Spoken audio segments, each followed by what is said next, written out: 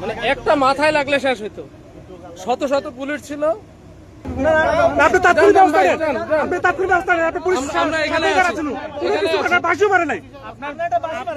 দুইজন এমপি আছে এখানে, সংসদ সদস্য দুইজন আছে, কি নিরাপত্তা?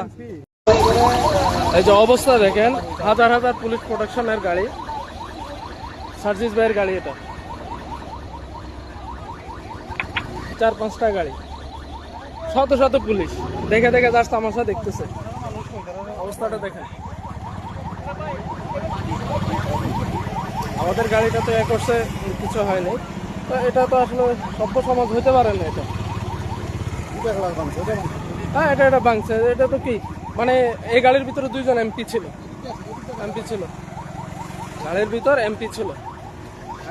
জাস্ট মানে একটা মাথায় লাগলে শেষ হইতো। শত শত পুলিশ ছিল। এগুলা কি নির্দেশনা ছাড়া হচ্ছে?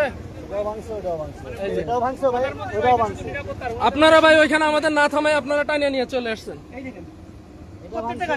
আমরা কি জম্মু কাশ্মীরে আছি? জম্মু কাশ্মীর মনে হয় ওরকম। এটা সার্জিস ভাইয়ের গাড়ি, এখানে মারছে। এটা মহিলা ছিল। আপনাদের আমরা কি করব? আমরা এরকম পুলিশ দোকানটা ভাই প্লিজ।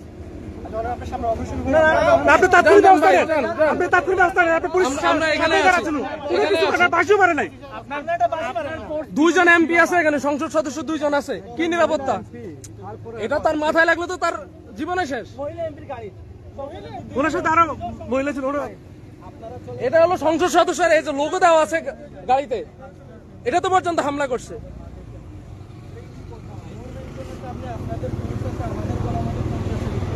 এটা তো পর্যন্ত হামলা করছে, তাহলে আপনার হলো কি? আপনারা এখানে শত শত পুলিশ কি প্রোটেকশন দিচ্ছেন? গাড়ির ভিতর মহিলা আছে, মহিলা এমপি ছিল, মহিলা আছে।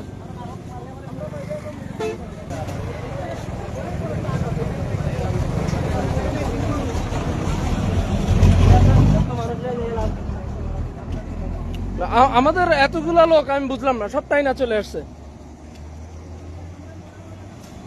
এই যে পুলিশের গাড়ির অবস্থা দেখেন, জাস্ট হলো কি সবাই দেখছে যে হামলা হচ্ছে।